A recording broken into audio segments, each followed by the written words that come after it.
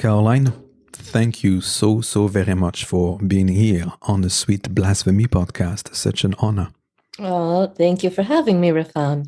No, I was so chuffed when I received a note from your assistant saying, yes, she will be delighted to converse with you. I was so very pleased. So thank you again.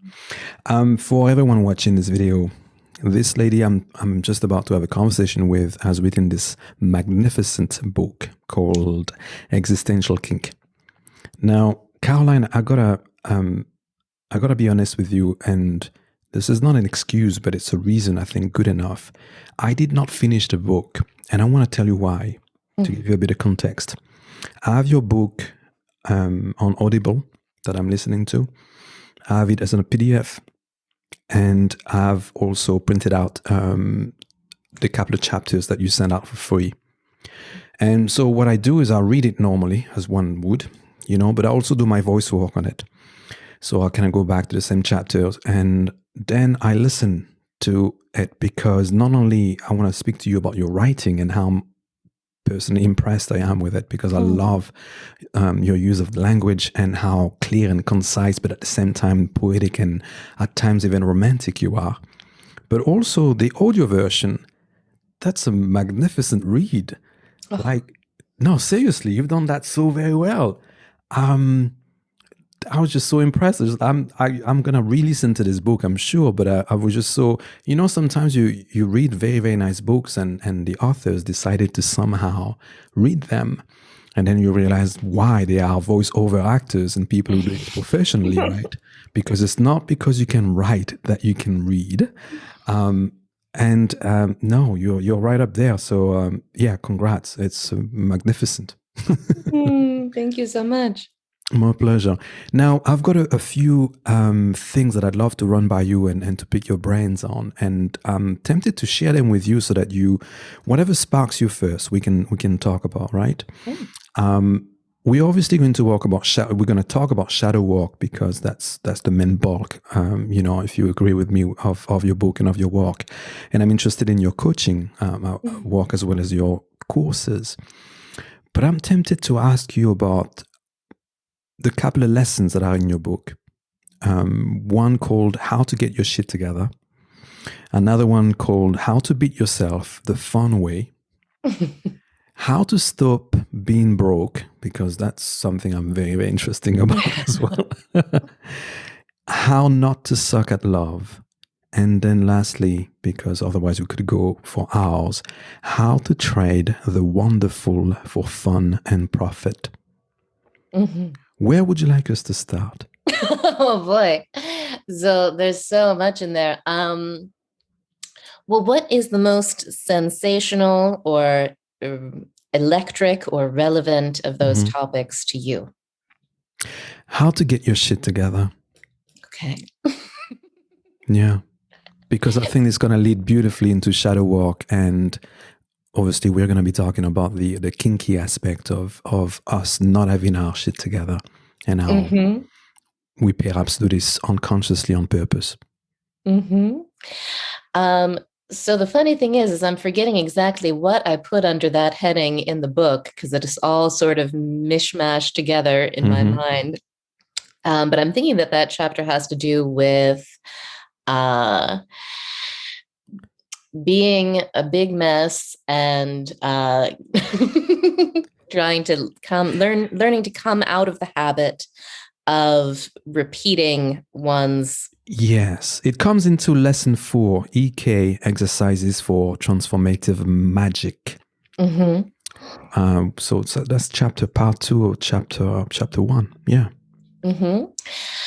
Well, so maybe I can speak to it by speaking about the general essence of existential kink for those who aren't already familiar. That'd be great. Would that be helpful?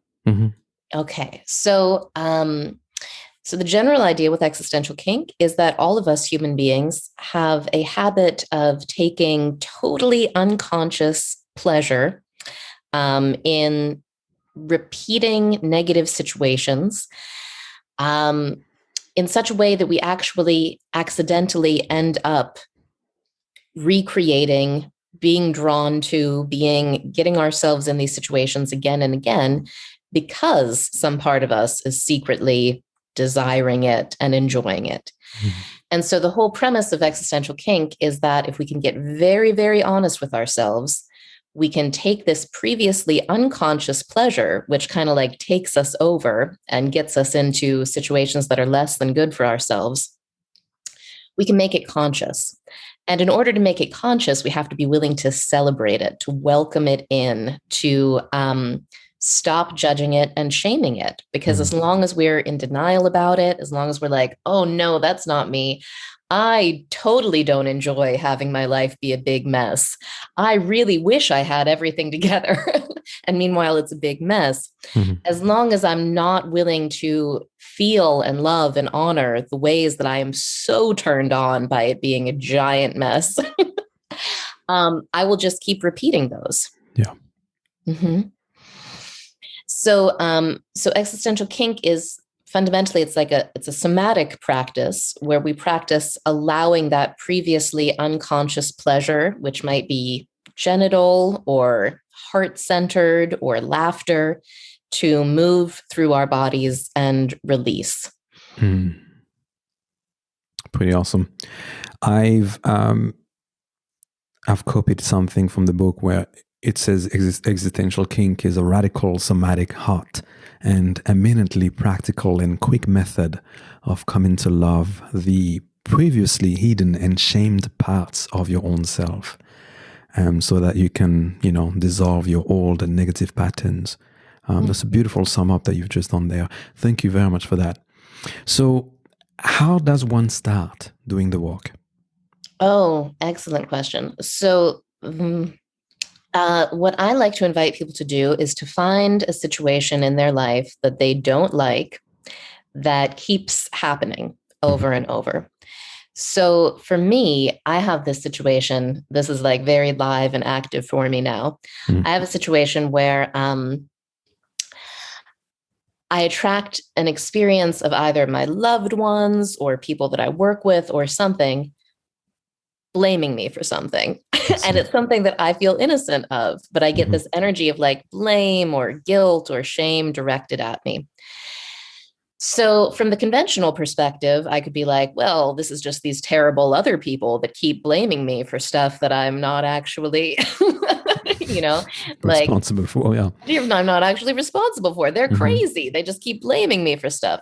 Right. And that's the conventional perspective. And that's very understandable, but it's also like, that doesn't empower me to shift it or to do anything about it. Yeah. So what I'm doing is I'm applying existential kink to it. So I'm getting really, really curious. What part of me, can I find a part of my being that is really fascinated by, really just finds the experience of being blamed and feeling guilty and feeling misunderstood and feeling wrong and bad, just like so amazing and so compelling. And I find that I absolutely do. I have this part of me that is really, really adores feeling wrong and bad and being seen as just a monster and terrible. I see.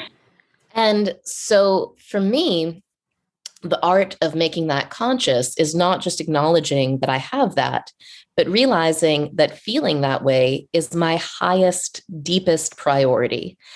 And not only for me to feel that way, but for others to feel that way. Okay. Because when I'm feeling wrong and bad and guilty, I'm broadcasting that vibration in the world, and I'm encouraging other people to feel it also. And in fact, that's often why I elicit that response that I do of people wanting to accuse me of something, because I've stimulated something in them that feels wrong and bad and guilty, and they're lashing out.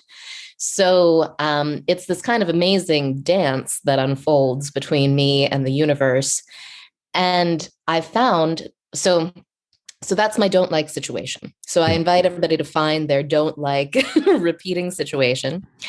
And then the practice of existential kink is just to be quiet, to lay down or to sit down in a room by oneself for about, I recommend setting a timer for 15 minutes.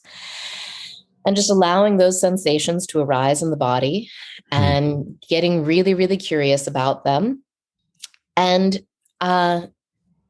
sort of holding them with a sense of gentleness and lightness and humor, and being willing to let oneself feel any possible little spark of pleasure that might be mixed in there with the yuckiness. So for me lately, the practice has been setting aside time, going into my bedroom, closing the door, getting in touch with this part of me that is like so resonates with feeling wrong and bad and terrible and like a menace to society and just a monster.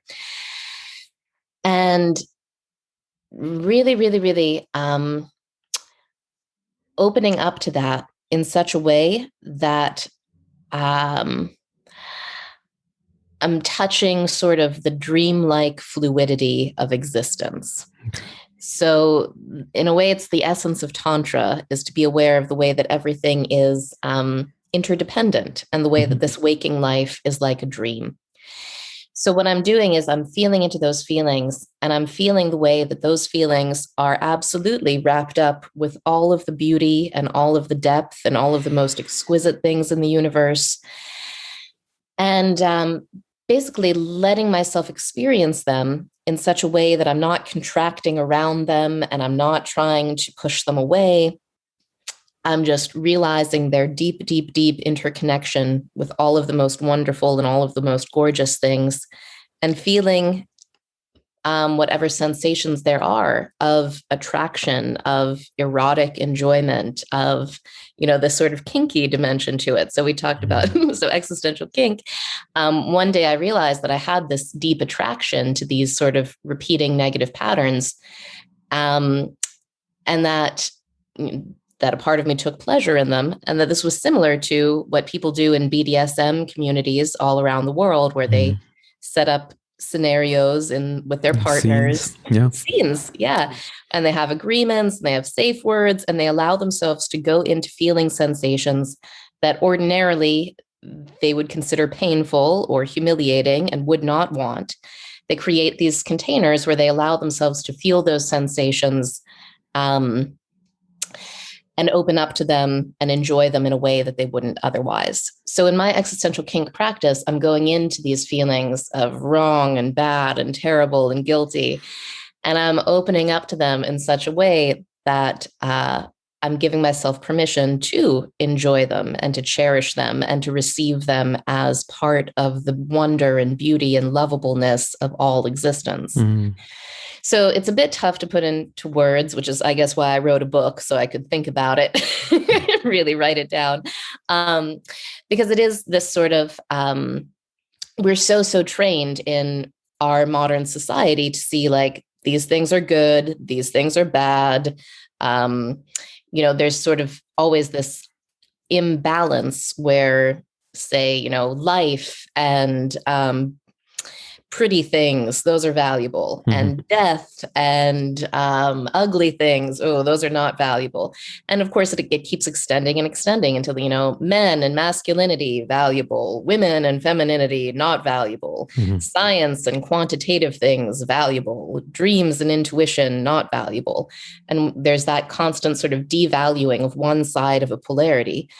And what this work is about, and what is sort of the essence also of Hermeticism, which Jung was really into, and maybe we could talk more about that, is the reconciliation of opposites. So valuing pain and pleasure to the same degree, valuing things that support the health and safety of my body, alongside things that are endangering to it, like not trying to cling to one side and get rid of another, but allowing both sides, the danger and the safety, the ugliness and the beauty, the pain and the pleasure, the life and the death, to be really held as equally wonderful and equally lovable.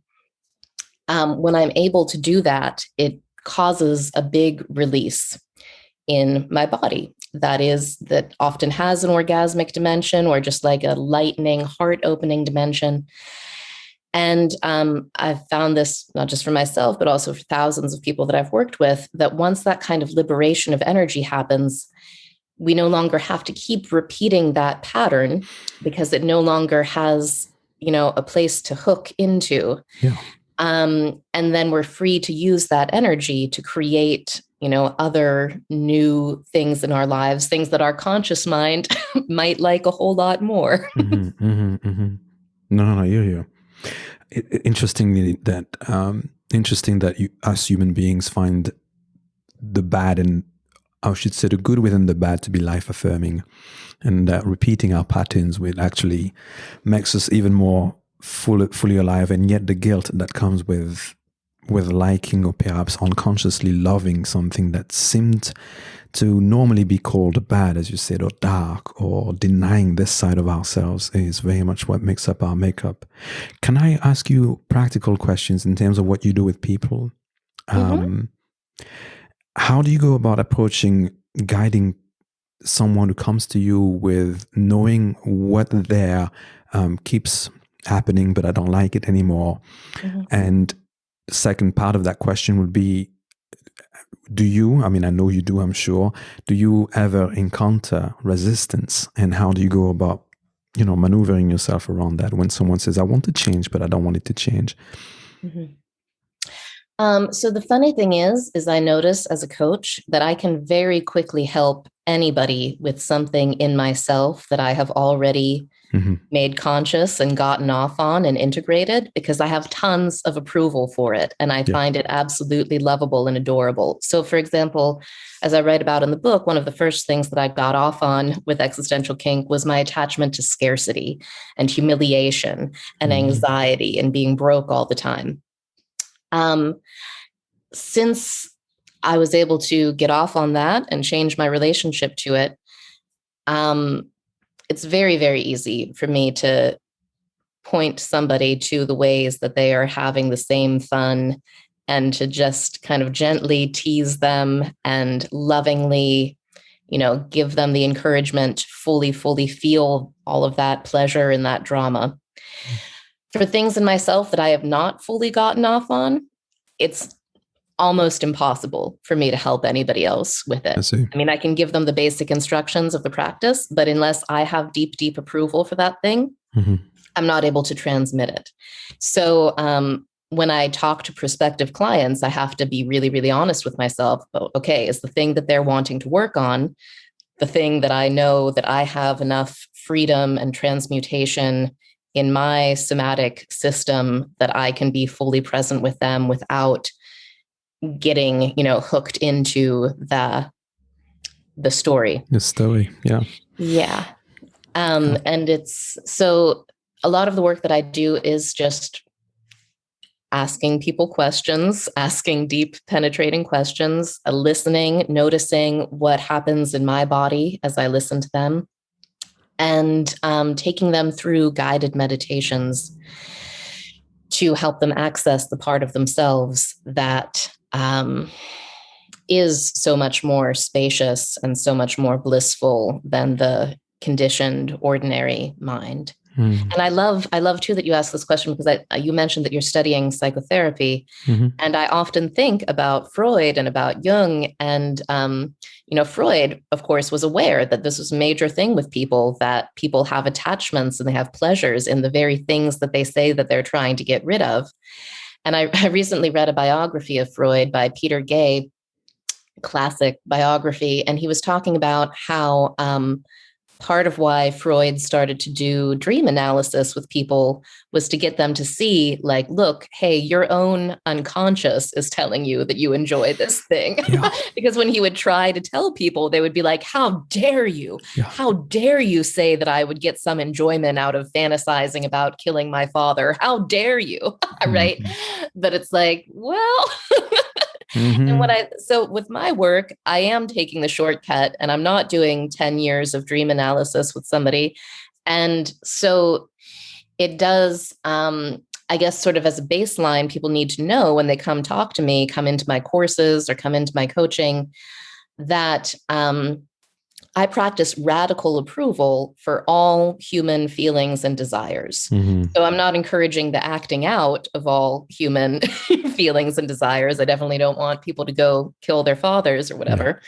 But having that desire, having that aggression, having that arise, and being able to be present with even the very, very, very taboo desires and impulses and attractions that we have in such a way that that we don't have to repress them and we don't have to deny them, but they can be part of our wholeness. I think that is kind of the essence of the work that I'm wanting to do with people and with myself. I hear you. Yeah, thank you for that. You mentioned the word desire. In the book, you say at some point, and desire evolves through fulfillment, not denial, nor repression. Can we possibly go into desire and as to what you've worked out and why most of us actually desire certain things and yet externally seem not to be actually doing anything for it? Totally. So, very interesting set of things. First of all, I noticed, I'll just talk from my own experience, like with the whole thing about money. So I consciously thought this back in my 20s when I was like scraping by. I was like living on the couches of friends and barely, making anything.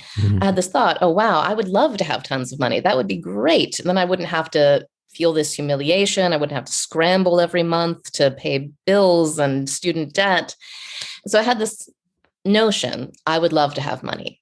But what I wasn't aware of was all of these judgments associated with power and money. So we have all of these taboos in our society. And I think especially people who are compassionate, who are sensitive, who want to be spiritual and loving. And I'll speak just for myself. I had really, really internalized these ideas that,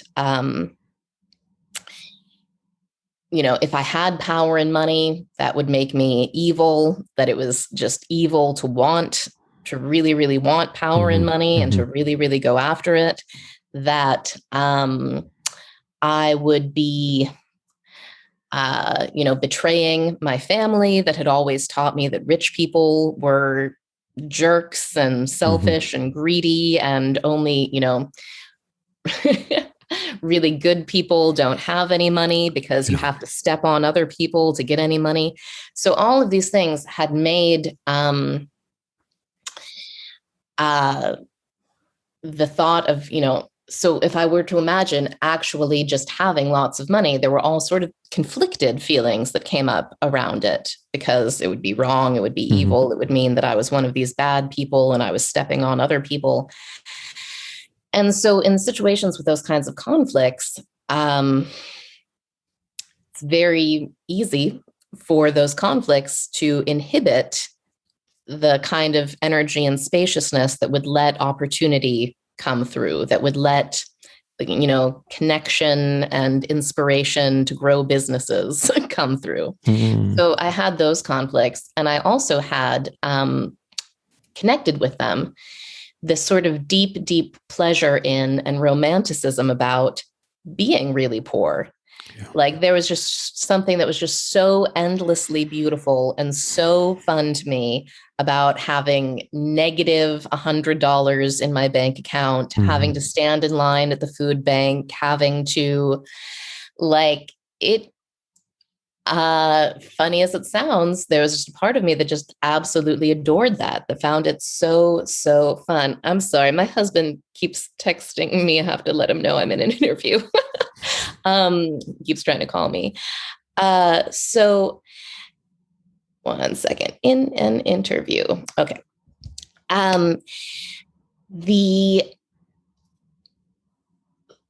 So it took me a while, and it something that really, really helped me, and I talk about this in the book, is doing the work of Byron Katie. So the work of Byron Katie is this amazing inquiry meditation process where you write down your judgments about something. She has a thing called a Judge Your Neighbor worksheet. And then you ask yourself 4 questions about it. And then you turn around the initial judgment 3 different ways, and you find ways that the turned around judgment is just as true as the initial judgment. So I remember I was doing a Judge Your Neighbor sheet one time people should want to pay me lots of money for coaching. Because at the time I was a beginner coach, and I was aware that there were coaches who just, made $1,000 an hour. And that was a mind-blowing amount of money to me. Like, I could not even imagine anybody being paid that much. But so I was filling out this worksheet, people should want to pay me lots and lots of money for coaching. And then I asked myself the questions. Is it true? Can I absolutely know that it's true? How do I react when I believe that thought? Who would I be without that thought? And then I came to the turnarounds, and I turned it around from, people should want to pay me lots and lots of money for coaching to nobody should ever want to pay me anything for coaching. And when I got to that turnaround, I felt this zing through my body, like, yes, oh, yes, please, nobody ever pay me. And I was like, that was when I was like, what is going on here? Well, of course, nobody's paying me because I have so much joy in my body and so much pleasure from them not paying you at all. Yeah. Yeah. Wow. And when that happened, how do you then become congruent? So to get to the congruent place, a big part of it was allowing myself, recognizing that that's where I was. I'm somebody who has big, deep bodily pleasure in not being valued with money, in people actively devaluing me, and not shaming that, and not telling myself I need to fix this right away. I need to be some other way. Instead, making space in my life and deciding this is who I am. I can let this pleasure arise in my body and have deep enjoyment of life right where I am right now, with my bank account exactly as it is, with my business exactly as it is. I can receive these bills in the mail that I don't know how to pay and just let myself feel as much delight in them as I do. So basically allowing this previously unconscious part of myself to really come to the forefront, and really letting her enjoyment be my enjoyment, and not telling her, ooh, stop enjoying being broke. This is all wrong. This is messed up. We're going to die from being so broke. You have to stop. And instead just being like, maybe I'll die. I don't know. This is what's happening though. This is who I am. And I'm going to move with it. So, yeah. And then it was interesting because it really didn't take that long. A few weeks after letting this change happen, I decided I got some ideas. They were pretty simple ideas, standard business things, like get yourself a mentor who knows how to make money doing the things that you want to do, follow that mentor's advice, take these steps, build an email list, pretty simple things, advice that is out there on every success webpage in the universe, but that I couldn't act upon before because I was so addicted to seeing myself as this pathetic person who couldn't make any money and was always behind. And so I started seeing myself as a truly fulfilled person. Because here I am. I know that I get deep pleasure from not being valued, and I'm not being valued. It's amazing. I have everything that I truly want. Basically, yeah. Yeah. And I'm letting that pleasure be present in my life. So as soon as I started experiencing myself as a deeply fulfilled person, it became pretty easy and in alignment for me to act on this simple advice. Get a mentor, start doing basic marketing things, make a website, do these things, Yeah. And it didn't take very long because it's also a state that is congruent with inspiration. So I started to get all these inspirations about things to write, things to do, programs to offer. And again, those inspirations could not reach me as long as I was holding myself in this condition of, I'm so rejected by the world. I'm so awful, poor me. So it all changed very, very quickly. And I went in a matter of months from, I think I was earning like $1,000 a month to I was earning $10,000 a month. And I've had similar experiences with other things as I've applied existential kink to other areas of my life where it's gone pretty dramatically as soon as I've become willing to stop shaming the part of myself that is really enjoying my life exactly as it is. Yeah. So I've come to understand that basically I'm always being made love to by life, by the universe. And I have basically a fundamental choice. I have the choice that I can be like, no, I don't like the way you're making love to me, universe. You better stop that. Ugh, yuck, not good enough. I can do that. And I can turn myself off, and I can see myself as this, sad person who's just, not being treated right by life and the universe, and not good, and I'm not good enough, and nobody's good enough. Or whatever is happening, whatever is appearing in my world, good, ugly, whatever, I can be with it. And I can be like, this is the way the universe is making love with me right now. And yeah, it's weird, but I'm kind of into it. I'm really into it. Me and the universe, this is how we're making love at this moment. I'm not going to judge it. I'm not going to reject it. I am open to receiving the sensations that are coming through. And of course, sometimes the sensations that come through are very, very intense. They can be sensations of people, telling me how terrible I am, rejecting me. They can be sensations of, grief, losing a friendship or a loved one actually passing away. There can be sensations of, worry, right? Like somebody gets sick, or I don't know how I'm going to deal with this. All of these sensations can happen, but they're all just part of this vast, vast lovemaking that's perpetually going on in this dream of the world. Yeah. So more and more, I just invite myself to choose to be radically open to that. And the story that I find most inspiring, that the myth in the world that encourages me to do this, comes from Tibetan Tantra. There was a woman named Yeshe Sogyal, and she was the tantric consort of Padmasambhava, who brought Buddhism to Tibet. And Yeshe one day was walking through the mountains of Tibet by herself, and she was assaulted by 9 criminals who beat her and raped her, and just this terrible, tragic scene that, of course, is all too often happens around the world. But Yeshe Sogyal had cultivated her consciousness to the point that she could meet any experience, any sensation, with absolute receptivity, with no resistance, with no judgment, with no rejection. She could just receive, because she had identified herself with the Buddha nature of reality.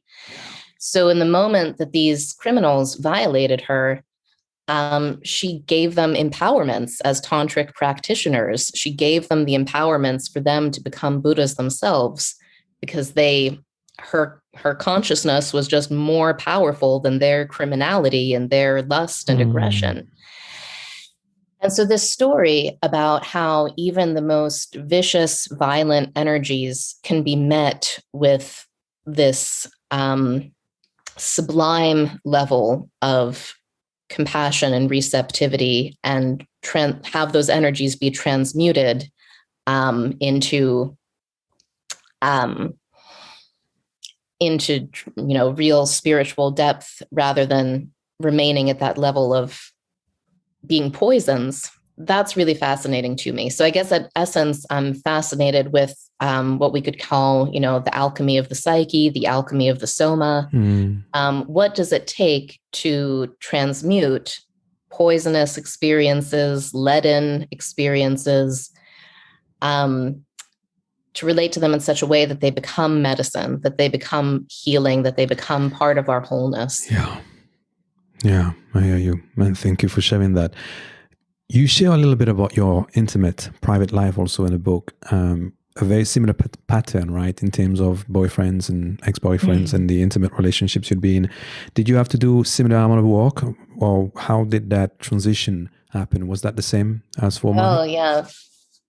So that transition was actually a bit slower, because I had more shame around the amount of unconscious attachment that I had. So in the book, I talk about how I kept being attracted into these relationships with really controlling, really nutty, like jealous guys. And I used to think to myself, oh my gosh, I hate this. I hate, this guy trying to control me. Why can't he just relax? Why can't we just have a normal relationship? Why does this have to be so hard? And that's, what my inner dialogue was. And then I got really, really curious. And I was just like, you know what?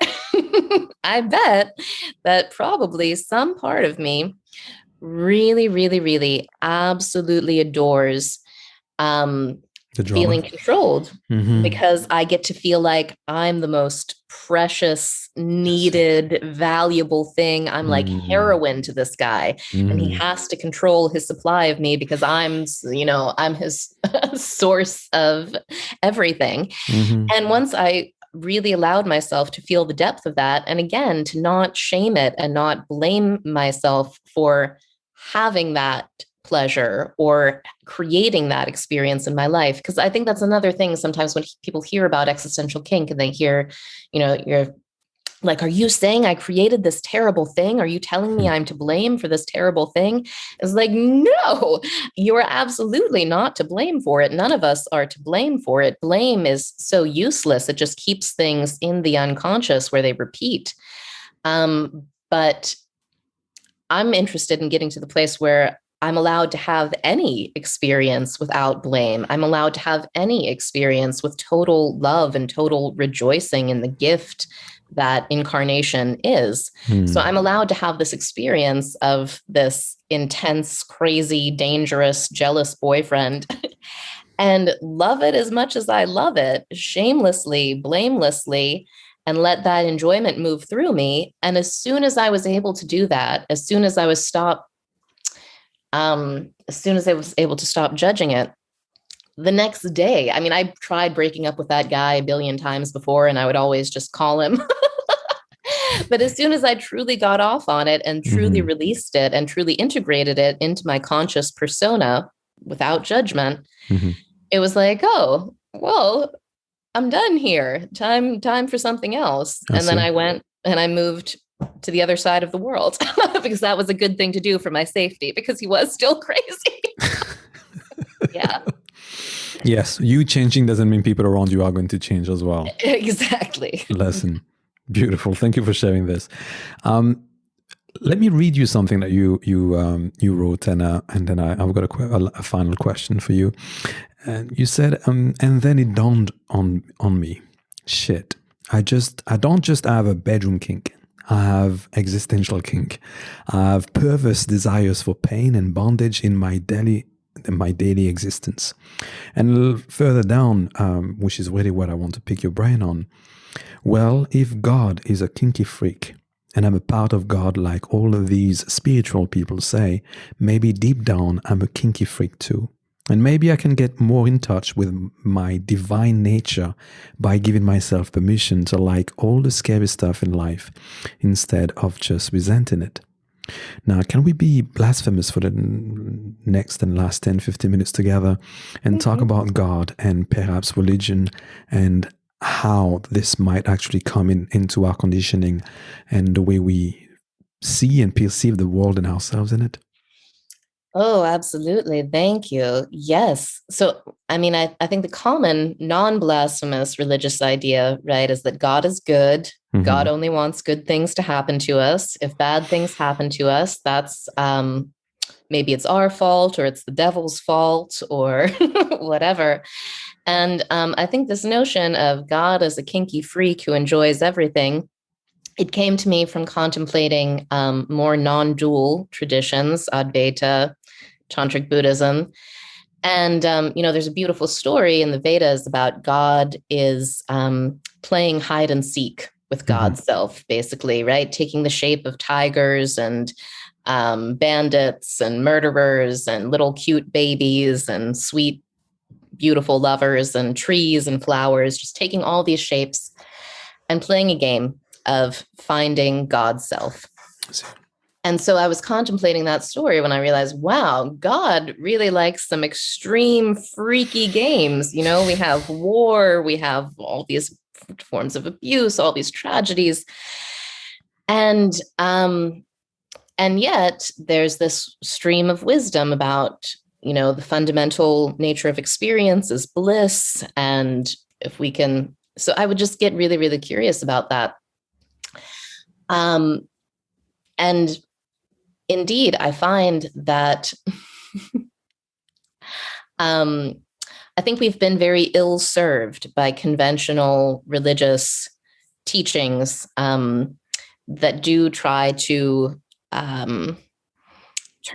emphasize duality and emphasize, mortals are separate from God, and there's good and there's evil. I think we can see the effects of that, and it has not made evil go away. It has, amplified it in so many ways in the world.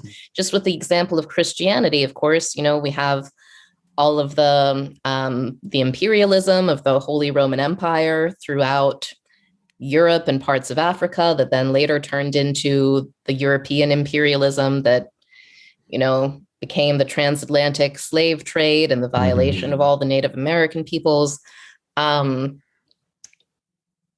All the things with Christianity and the Inquisition, all of the things with, say, the Catholic Church and all of the sex abuse scandals with children, like all of this,